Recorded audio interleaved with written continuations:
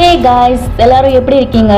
இன்னைக்கு நம்ம சேனல்ல டெல்லி கிரைம்னு டெல்லியில நடந்த ஒரு கொடூரமான சம்பவத்தை பேஸ் பண்ணி எடுக்கப்பட்ட ஒரு ரியல் ட்ரூ ஸ்டோரியை தான் பார்க்க போறோம். இந்த சம்பவம் உலகளவுல பேசப்பட்டது. உலகளவுல பேசப்படுற அளவுக்கு என்ன நடந்ததுன்னு கேட்டீங்கன்னா, 2012 ஏப்ரல் 16ஆம் தேதி நைட்டு ஒரு 10:30 மணிக்கிட்ட இருக்கும். அந்த நேரத்துல ஒரு கொடூரமான மனசாட்சியே இல்லாத கேங் ரேப் நடந்திருக்கு. அதுவும் ஓடுற பஸ்ல வச்சு 6 பேர் சேர்ந்து ஒரு பொண்ணை ரேப் பண்ணிருக்காங்க. அதையும் ரொம்ப கொடூரமா பண்ணிருக்காங்க. அதை எல்லாத்தையும் அடுத்தடுத்த எபிசோட்ல சொல்றேன். இப்போ இந்த சீரிஸ் ஃபுல்லாவே இந்த கொடூரத்தை பண்ண 6 பேரையும் போலீஸ் எவ்வளவு எஃபோர்ட் போட்டு அவங்க வீட்டுக்கு கூட போகாம சாப்பிட டைம் இல்லாம 2 நாள்ல அவங்கள பத்தின டீடைல்ஸ் எல்லாத்தையுமே தெரிஞ்சுக்கிட்டு இன்வெஸ்டிகேட் பண்ணி 2 நாள்ல 4 பேரை பிடிச்சிடுறாங்க. அடுத்த 2 பேரை கண்டுபிடிக்க தான் ரொம்ப கஷ்டப்பட்டு 4 நாளா தேடி எப்படி அவங்கள கண்டுபிடிச்சாங்கன்றதை தான் இந்த சீரிஸ் ஃபுல்லாவே காட்டியிருப்பாங்க. ஒவ்வொரு எபிசோடுமே கொஞ்சம் கூட போர் அடிக்காம ரொம்ப இன்ட்ரெஸ்டிங்கா போகும். இப்போ இந்த சீரிஸை பாக்குறதுக்கு முன்னாடி இந்த மாதிரி ட்ரூ ஸ்டோரியை பேஸ் பண்ணி எடுக்கப்பட்ட படங்களை பார்க்கணும்னு நினைச்சீங்கன்னா நம்ம சேனலை சப்ஸ்கிரைப் பண்ணிக்கோங்க. அப்படியே பக்கத்துல இருக்கிற பெல் ஐகானை கிளிக் பண்ணி ஆல் ஆப்ஷன் கொடுத்துருங்க. அப்பதான் நம்ம போடுற எல்லா வீடியோஸுமே டக்கு டக்குன்னு உங்க போனை தேடி வரும். அப்படியே இந்த வீடியோக்கு ஒரு லைக் பண்ணிட்டு உங்க ஃப்ரெண்ட்ஸ் யாருக்காவது இந்த மாதிரி இன்வெஸ்டிகேட் பண்ற மூவிஸ் பிடிக்கும்னா அவங்களுக்கு இந்த வீடியோவை ஷேர் பண்ணி விடுங்க. இப்போ இந்த ஃபர்ஸ்ட் எபிசோட பாத்திரலாம். எபிசோடோட ஸ்டார்டிங் சீன்ல ஒரு ரோட்டோரத்துல நிறைய கூட்டமா இருக்காங்க. அந்த இடத்துக்கு போலீஸ்காரங்க வராங்க. அந்த கூட்டத்தை விலக்கி விட்டு என்னன்னு பார்த்தா ஒரு பொண்ணும் பையனும் ட்ரெஸ்ஸே இல்லாம அங்க இருக்கிற பள்ளத்துல ரொம்ப மோசமான நிலைமையில விழுந்து கிடக்காங்க. அப்புறம் அங்க வந்து போலீஸ் தான் அவங்கள ஜீப்ல ஏத்தி ஹாஸ்பிடல்ல கொண்டு போய் சேர்க்கறாங்க. இப்போ இந்த சம்பவம் நடக்கிறதுக்கு 12 மணி நேரத்துக்கு முன்னாடி காட்டுறாங்க. இது வந்து ஒரு இன்ட்ரோ மாதிரி. ஃபர்ஸ்ட் யாரை காட்டுறாங்கன்னா ராம் பிரதாப்னு ஒரு போலீஸ காட்டுறாங்க. இவர் ஒரு ஹெட் கான்ஸ்டபிள். இவரோட ஒய்ஃபுக்கு வேற உடம்பு சரியில்லை. ஏற்கனவே இவரு அவரோட ஒய்ஃபுக்கு மருந்து வாங்கி கொடுத்திருப்பாரு. அதை சாப்பிட்டுமே இவங்களுக்கு குணமாகலன்னு வேலை முடிச்சிட்டு வரும்போது வேற ஒரு மருந்து வாங்கிட்டு வரேன்னு சொல்லிட்டு வீட்டுல இருந்து கிளம்பி வேலைக்கு போறாரு. அடுத்ததா Delhi south district DCP Vartika Chaturvedi அவங்கள தான் காட்டுறாங்க. இவங்க தான் இந்த சீரிஸோட மெயின் கேரக்டர். இப்போ இவங்களோட பொண்ணு டெல்லியில இருக்கக்கூடிய பொல்யூஷன் பிடிக்காம இந்த இடமே டெட்டியா இருக்குன்னு கனடால இருக்கக்கூடிய டொரண்டோக்கு படிக்க போறேன்னு சொல்றா. ஆனா டிசிபி அவங்க பொண்ணை அங்க படிக்க அனுப்புனா அங்கேயே ஒரு பையனை பார்த்து கல்யாணம் பண்ணி அப்புறம் இந்த பக்கமே வரமாட்டான்னு நினைச்சிட்டு அங்கெல்லாம் அனுப்ப முடியாது, டெல்லியிலே தான் படிக்கணும்னு சொல்றாங்க. ஆனா அவங்க பொண்ணு நான் அங்க படிக்க போயே அப்படின்னு சொல்றா. அங்க கட் பண்ணி போலீஸ் ஸ்டேஷன்ல காட்டுறாங்க. இவர் பேர் தான் பூபேந்திரா. இவரு டிசிபிக்கு கீழே டிசிபியோட டைரக்ட் கான்டாக்ட்ல இருப்பாரு. ஐபிஎஸ்னா எக்ஸாம் எழுதி ட்ரைனிங் போய் அப்புறம் தான் வேலைக்கு வருவாங்க. ஆனா இவரு கான்ஸ்டபிள்ல இருந்து கொஞ்சம் கொஞ்சமா முன்னேறி பெரிய அளவுக்கு வந்திருக்காரு. இவர ஒரு சுறுசுறுப்பான போலீஸ்னு சொல்லலாம். இப்போ ஸ்டேஷன்ல ஒருத்தர் விசாரிச்சுக்கிட்டு இருக்காரு. அந்த டைம்ல கரண்ட் கட் ஆகிருது. விசாரிச்சுக்கிட்டு இருக்கும்போது கரண்ட் கட் ஆன கோவத்துல வேகமா எங்கேயோ போறாரு. யார்கிட்ட போறாருன்னா இந்த ஸ்டேஷனோட ஹவுஸ் ஆபீசர் கிட்ட தான். இவர் பேரு வினோத் திவாரி. ஸ்டேஷனோட கரண்ட் பில்ல கட்டாம வச்சிருந்திருக்காரு. அதனால மெயின்ல இருந்தே கரண்ட் ஆஃப் பண்ணிட்டாங்க. அந்த கோவத்துல வந்துதான் தயவு செஞ்சு கரண்ட் பில்ல கட்டியான்னு பூபேந்தர் திட்டிட்டு போறாரு. அப்போ புதுசா ஒரு பொண்ணு ட்ரைனிங்க முடிச்சிட்டு சண்டிகர்ல இருந்து இந்த ஸ்டேஷனுக்கு வேலைக்கு வந்திருக்கா. இந்த பொண்ணு பேரு நீட்டி. அப்போ போலீஸ் ஆபீசர் வினோத் நீட்டி கிட்ட பஞ்சாபுக்கே நிறைய நல்ல போலீஸ் தேவைப்படுவாங்களே, நீ எதுக்கு இங்க வேலைக்கு வந்தேன்னு கேக்குறாரு. அதுக்கு நீட்டி பெரிய சிட்டியோட எக்ஸ்பீரியன்ஸ் தேவைப்பட்டது, அதனாலதான் இங்க வேலைக்கு வந்தேன்னு சொல்றா. அப்போ நான் இப்பவே உனக்கு சல்யூட் அடிச்சு பழகிக்கணும், ஏன்னா நீ வருங்கால டிசிபி ஆச்சேன்னு சொல்றாரு. இவரு கலாய்க்கிறாரா இல்ல உண்மையா சொல்றாரான்னு தெரியல. அப்புறம் அங்க கட் பண்ணி டிசிபி கார்ல வந்துகிட்டு இருக்கும்போது அங்க இருக்க செக் பாயிண்ட் நோட் பண்றாங்க. அங்க ஒரு 3 போலீஸ் இருக்காங்க. ஆனா அவங்க போற வர வண்டியை எதையுமே செக் பண்ணல. அத பார்த்துட்டு டிசிபி கார்ல இருந்து இறங்கி வந்து அந்த 3 போலீஸையும் திட்டுறாங்க. அதுல ஒருத்தன் போதையில வேற இருக்கான். உடனே டிசிபி வினோத்க்கு கால் பண்ணி செக் பாயிண்ட்ல வேலையை பார்க்காம சும்மா நின்று இருக்காங்க. அதுல ஒருத்தன் போதையில வேற இருக்கான். இவங்க எல்லாத்தையும் ரீப்ளேஸ் பண்ணு சொல்லிட்டு டிசிபி அந்த இடத்துல வெயிட் பண்றாங்க. அப்போ வினோத் என்ன பண்றாருன்னா இந்த செக் பாயிண்ட் கவனிக்கிற வேலையை நீட்டி கிட்ட கொடுக்கறாரு. நீட்டியும் அவ கூட 2 போலீஸும் சேர்ந்து டிசிபி இருக்கக்கூடிய அந்த செக் பாயிண்ட்க்கு போறாங்க. டிபி அங்க வந்த அப்புறம் டிசிபி அவங்கள மீட் பண்ணிட்டு தான் அங்க இருந்து கிளம்புறாங்க. டிசிபி அங்க இருந்து போன அப்புறம் அந்த செக் பாயிண்ட்ல யானை தந்தத்தை கடத்தி கொண்டு போற ஒரு வண்டியை நிப்பாட்டி அவங்க கிட்ட என்ன கொண்டு போறீங்க என்ன ஏதுன்னு கேட்டு பின்னாடி வந்து ஓபன் பண்ணி காட்ட சொல்றா. அதை எல்லாத்தையும் செக் பண்ணி பார்த்துட்டு உள்ள யானை தந்தத்தை கடத்திட்டு போறாங்கன்றத கண்டுபிடிச்சிடுறா. அப்போ அங்க கட் பண்ணி பூபேந்திராவை காட்டுறாங்க. அவர் தன்னோட பொண்ணுக்கு மாப்பிள்ள பார்த்துட்டு இருக்காரு. ஆனா அவர் என்ன வேலை பார்க்கறாருன்னு தெரிஞ்ச அப்புறம் யாருமே அவரோட பொண்ணுக்கு மாப்பிள்ள கொடுக்க மாட்டாங்க. அடுத்துதான் நீட்டியை கட்டுறாங்க. நீட்டியோட வீட்டுல அவருக்காக ஒரு ஆர்மி மாப்பிள்ளைய பார்த்து வச்சிருக்காங்க. வேலையை முடிச்சிட்டு வரும்போது அவரை பார்த்து பேசிட்டு வீட்டுக்கு வந்து அவரை பிடிச்சிருக்கா இல்லையான்னு சொல்லுன்னு அவங்க வீட்டுல சொல்லி அனுப்பியிருக்காங்க. நீட்டியும் அவரை போய் பார்த்து பேசுறா. நீட்டிக்கும் அவரை பிடிச்சிருக்கு. ஊடாலேயே தீபிகா அப்புறம் ஆகாஷ கட்டுறாங்க. இவங்க 2 பேருக்கு தான் அந்த கொடூரமான சம்பவமே நடந்தது. இவங்க 2 பேரும் தியேட்டர் போயிட்டு வீட்டுக்கு போறதுக்காக ஆட்டோல போகலான்னு பாக்குறாங்க. ஆனா அந்த ஆட்டோக்காரரு துவாரகா வரைக்கும் ஆட்டோ வராது, நான் வேணும்னா முனீர்கால இறக்கி விடுறேன், அங்க இருந்து துவாரகா பஸ் பிடிச்சு போயிருங்கன்னு சொல்றான். அதுக்கு இவங்க 2 பேரும் சரின்னு சொல்லிட்டு ஆட்டோல ஏறி முன்னேற்காக்க போறாங்க. இங்க டிசிபி சத்ரவதிக்கு அவங்க கூட வேலை பார்க்கிற ஒருத்தர் கால் பண்ணி இந்த மாதிரி நீட்டி அந்த செக் பாயிண்ட்ல யானை தந்தத்தை கடத்திட்டு போறவங்கள கண்டுபிடிச்சிட்டான்னு சொல்றாங்க. அதை கேட்டதும் டிசிபிக்கு நீட்டி மேல ஒரு நல்ல அபிப்பிராயம் வந்துருது. அப்போ டிசிபியோட பொண்ணு டொராண்டோ போய் படிக்கணும்னு சொல்லிட்டு இருந்தாலே அத போய் டிசிபி எனக்கு கொஞ்சம் டைம் கொடு, இந்த டெல்லிலயும் உன்னால படிக்க முடியும்ன்றத நான் ப்ரூவ் பண்றேன்னு சொல்றாங்க. அதுக்கு அவங்க பொண்ணு 3 வாரம் டைம் கொடுத்திருக்கா. கரெக்டா அந்த டைம்ல தீபிகாவையும் ஆகாஷையும் கட்டுறாங்க. அவங்க முனிர்கா வரைக்கும் ஆட்டோல வந்து இறங்கி அப்புறம் துவாரகா பஸ்க்காக வெயிட் பண்ணி அங்க 2-3 துவாரகா பஸ் இருந்திருக்கு. ஆனா ஒரே ஒரு பஸ்காரே மட்டும் வித்தியாசமான குரல்ல துவாரகா துவாரகான்னு சொல்லி கத்திக்கிட்டு இருந்திருக்கான். ஆகாஷும் தீபிகாவை கூப்பிட்டுட்டு அந்த பஸ்ல ஏறலாம்னு சொல்லி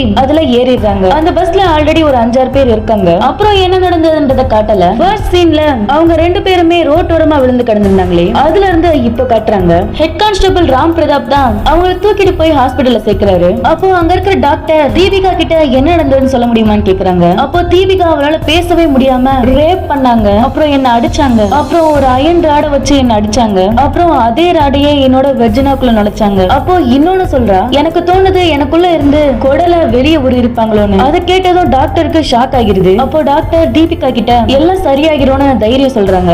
அந்த நேரத்துல உடனே தீபிகாவோட அப்பாவும் அம்மாவும் வந்துடுறாங்க. அவங்க வந்து தீபிகாவை பார்க்கும்போது அப்போ தீபிகா அவங்க அப்பா கிட்ட எனக்கு பயங்கரமா வலிக்குதுப்பா, வலி தாங்க முடியலப்பா, நீங்க அழுகாதீங்க, நான் சீக்கிரமா சரியாயிருவேன்னு சொல்றா. ஆனா தீபிகாக்கு இப்படி ஒரு நிலைமைன்றது அவரோட அப்பாக்கு தெரியாது. அதுக்கு அவரோட அப்பாவும் அழுதுகிட்டே நீ சீக்கிரமா சரியாகிருவேன்னு சொல்லி ஆறுதல் சொல்றாரு. அப்போ அங்க இருக்க டாக்டர் தீபிகாவோட அப்பாவையும் அம்மாவையும் கொஞ்சம் வெளியே போக சொல்றாங்க. அப்புறம் ராம் பிரதாப் அவரை வெளியே கூட்டிட்டு வந்து தீபிகாவோட அம்மா அப்பா கிட்ட எதுவுமே சொல்லாம ஒரு அட்டாக் நடந்திருக்குன்னு மட்டும் சொல்றாரு. அதை சொல்லிட்டு இந்த விஷயத்த ஸ்டேஷனுக்கு சொல்லிடுறாரு. அங்க இருந்து டிசிபி சத்ரபதிக்கு கால் பண்ணி இந்த விஷயத்த சொல்லிடுறாங்க. அப்போ டிசிபி சத்ரபதி மறுநாள் போய் பாத்துக்கலாம் நினைக்கிறாங்க. ஆனா அவங்க மனசுல ஏதோ ஒண்ணு ஊத்திட்டே இருந்திருக்கு. அந்த நேரத்திலேயே வேகமா போய் கிளம்பி ஸ்ட்ரைட்டா அந்த ஹாஸ்பிடலுக்கு போறாங்க. ஹாஸ்பிடல்ல டாக்டர் கிட்ட டிசிபி விசாரிக்கிறாங்க. அப்போ டாக்டர் அந்த பொண்ணுக்கு நடந்த கொடுமைய டிசிபி கிட்ட சொல்றாங்க. அவளோட குடல் அவளோட வெர்ஜினா வழியா வெளியே வந்திருக்கு. அது மட்டும் இல்லாம இது ஒரு கேங் ரேப்னு சொல்றாங்க. அந்த பையனுக்கு பயப்படுற மாதிரி எதுவும் இல்ல, இந்த பொண்ணுக்கு தான் இமிடியேட்டா சர்ஜரி பண்ணணும்னு சொல்றாங்க. அப்போ தீபிகாவோட அம்மா அப்பா டிசிபி கிட்ட வந்து எங்க பொண்ணுக்கு என்னாச்சு நீங்களாவது சொல்லுங்க, யார கேட்டாலும் சுத்தி வளைச்சு சொல்றாங்க, நீங்களாவது சொல்லுங்களேன்னு கேக்குறாங்க. டிசிபி எப்படி சமாளிக்கான்னு தெரியாம இப்போ தீபிகாவோட ட்ரீட்மெண்ட் தான் முக்கியம், எங்க ஆளுங்கள்ல இருந்து ஒருத்தர் எப்பவுமே அவங்க கூடவே இருப்பாங்கன்னு சொல்லி ஒருத்தரை அவங்க கூட அனுப்பி வைக்கிறாங்க. டிசிபியும் ஒரு பொண்ணுன்றதுனால தீபிகாக்கு நடந்த கொடுமையை நினைச்சு ரொம்ப ஃபீல் பண்றாங்க. அப்பவே அந்த நேரத்துல இருந்து இன்வெஸ்டிகேட் பண்றதுக்காக வேலை பார்க்கக்கூடிய எல்லாருக்கும் கால் பண்ணி அந்த இடத்துக்கே வர சொல்றாங்க. டிசிபிக்கு நீட்டி மேல ஒரு நல்ல அபிப்பிராயம் வந்தது, அதனால நீட்டிக்கு கால் பண்ணி அந்த டைமே வர சொல்றாங்க. எல்லாரும் வந்த அப்புறம் ஆகாஷ் கிட்ட போய் அங்க என்ன நடந்ததுன்னு கேக்குறாங்க.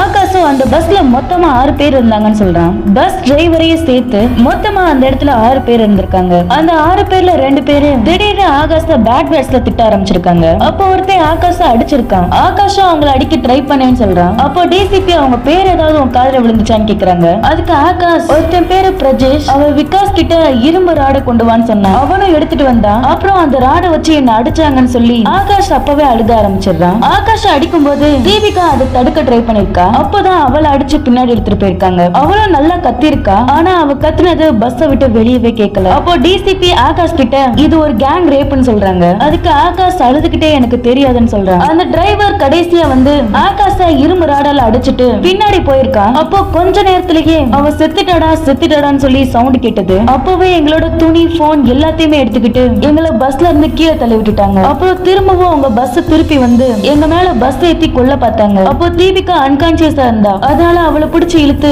ரோட் சைடுல போய் விழுந்துட்டேன். அப்புறம் கொஞ்ச நேரம் கழிச்சுதான் போலீஸ் வந்தாங்கன்னு சொல்றான். அப்போ வினோத் இந்த கேஸ் எங்க ரெஜிஸ்டர் ஆகும்னு கேக்குறாரு. அவங்க முனேக்கா வசந்த் விகார்ல இருந்து பஸ் ஏறதுனால இந்த கேஸ் உன்னோடது தானே டிசிபி வினோத் கிட்ட சொல்றாங்க. அதுக்கு வினோத் அவங்க கிடைச்சது மஹிபால்பூர்ல தானே, அப்ப அந்த கேஸ் அவங்களோட தானே சொல்றான். அதுக்கு டிசிபி அவங்க எங்க பஸ் ஏறினாங்களோ அங்க இருந்தா கிரைம் ஸ்டார்ட் ஆயிருக்கு, அதனால இந்த கேஸ் உன்னோட ஸ்டேஷன்ல ரெஜிஸ்டர் ஆகணும், நீ சோம்பேறின்றதுனால இன்னொருத்தர் தலையில கட்ட பார்க்காதன்னு டிசிபி வினோத் கிட்ட சொல்றாங்க. அப்போ டிசிபி வினோத பத்தி தெரிஞ்சுக்கிட்டு இந்த கேஸ் இவங்க கிட்ட கொடுத்தா மாச கணக்குல அளிப்பாங்க, ரெக்கார்ட்ல நீ தான் இன்வெஸ்டிகேட்டிங் ஆபீசரா இருப்ப, அபிஷியல் பேப்பர் ஒர்க்ஸ் எல்லாம் நீ தான் பார்க்கணும், நான் ஒரு இன்வெஸ்டிகேஷன் டீம் ஃபார்ம் பண்ணி நாங்களே இதை ஹேண்டில் பண்ணிக்கிறோம், வினோத் நீ சும்மா கூட மட்டும் இருன்னு சொல்லிடுறாங்க. அப்புறம் அது ஒரு ஒயிட் பஸ் மட்டும் நமக்கு நல்லா தெரியும், அதனால எல்லா ஒயிட் பஸ்ஸஸ் உடைய டீடைல்ஸ் எல்லாத்தையுமே ஒரு டீம் கலெக்ட் பண்ணுங்க, ஒரு டீம் இன்ஃபார்மன்ஸ்ல வேலை பாருங்க, எல்லா இன்ஃபர்மேஷனையும் சொல்லணும், சவுத் டெல்லியில எத்தனை ஒயிட் பஸ் பார்க் ஆகுதுன்றதை கேளுங்க, நம்ம பிடிக்க வேண்டிய எல்லாருமே லோவர் கிளாஸ் தான், bus driver, conductor, bus cleaner இந்த மாதிரி வேலை பார்க்கறவங்க உண்மைதான். பஸ்ல கூட ஏதாவது இருக்கலாம். எப்படியும் பஸ்ஸ கிளீன் பண்ண நிப்பாட்டி இருப்பாங்க. பக்கத்துல இருக்க ஹோட்டல் பார்ல தான் இருப்பாங்க. வீட்டுக்குலாம் போயிருக்க மாட்டாங்க. அதனால ஒரு இடம் விடாம எல்லா இடத்துல இருக்கிற ஒயிட் பஸ்ஸையும் செக் பண்ணுங்கன்னு சொல்றாங்க. ஒரு டீம் அந்த பஸ் போன ரூட்டுக்குலாம் போய் சிசிடிவி ஃபுட்டேஜ் கலெக்ட் பண்ண சொல்றாங்க. அப்போ வினோத் திவாரி ஸ்டேஷன்ல ஒரு லேடி போலீஸ் இருக்காங்க.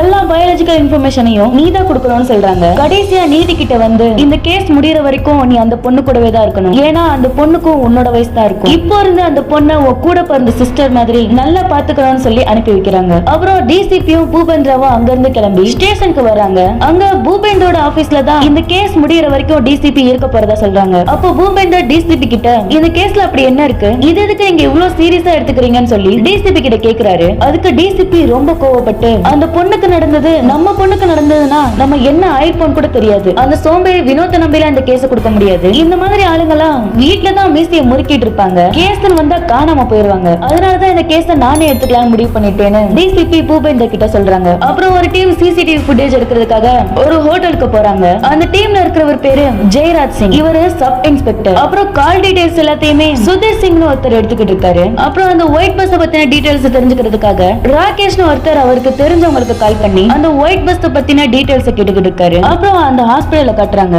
அங்க டாக்டர் வந்து தீபிகாக்கு இன்னொரு சர்ஜரி வேற பண்ண வேண்டி இருக்கும்னு சொல்றாங்க. இப்போதைக்கு தீபிகாவோட நிலைமையை சொல்ல முடியாது. ஏன்னா அவ இன்னும் கிரிட்டிக்கலா தான் இருக்கான்னு சொல்றாங்க. அப்புறம் ஆகாஷ் ஹாஸ்பிடல்ல இருந்து டிசிபி இருக்க ஸ்டேஷனுக்கு கூட்டிட்டு வராங்க. ஆகாஷ் வந்ததுமே டிசிபி நீ இப்ப நல்லா இருக்கல, உனக்கு இப்போ ஏதாவது ஞாபகம் வந்ததா, அந்த பஸ் பத்தியோ இல்ல அங்க இருந்த ஆளுங்களை பத்தியோ ஏதாவது ஞாபகம் இருந்தா சொல்லுன்னு சொல்றாங்க. அப்போ ஆகாஷ் அந்த பஸ்ல முன்னாடி ஒரு சிவன் சிலை இருந்ததுன்னு சொல்றான். அதை கேட்டு டிசிபி இந்த இன்ஃபர்மேஷனை எல்லா டீமுக்குமே அனுப்பிடுன்னு சொல்றாங்க. அப்புறம் டிசிபி இன்னொருத்தருக்கு கால் பண்ணி சிஎஃப்எஸ்எல்ல உனக்கு ஒரு ஆள் இருந்தாங்களே அவ இப்பவும் இருக்கானான்னு கேக்குறாங்க. அதுக்கு அவரும் இருக்காங்கன்னு சொல்றான். அதுக்கு டிசிபி இந்த இன்வெஸ்டிகேஷன்ல அவங்களோட எக்ஸ்பர்ட்ஸ் நமக்கு தேவைப்படுறாங்க. அந்த கிரைம் நடந்த இடத்துல எல்லா சாம்பிள்ஸுமே கலெக்ட் பண்ணணும். அதனால அவங்களை இப்ப கூப்பிடுன்னு சொல்லி டிசிபி அவர்கிட்ட சொல்றாங்க. அவரும் சரி கூப்பிடுறேன்னு சொல்லிட்டு அவரு இன்னொருத்தருக்கு கால் பண்ணி இப்படி எனக்கு ஆள் தேவைன்னு சொல்றாரு. அவரும் அங்க இருந்து 3 பேரை அனுப்பி வைக்கிறதா சொல்லிடுறாரு. இன்னொன்னு எல்லா செலவையும் நீங்க தான் பாத்துக்கணும்னு வேற சொல்லிடுறாரு. அந்த செலவு எல்லாத்தையுமே டிசிபியே பாத்துக்கிறதா சொல்லிடுறாங்க. அப்புறம் ராகேஷ் எல்லா பஸ் டீடைல்ஸையும் கலெக்ட் பண்ணிக்கிட்டு இருக்காரு. அப்புறம் ஒயிட் பஸ் ஓனர்ஸ் 20 பேர் இருக்காங்க,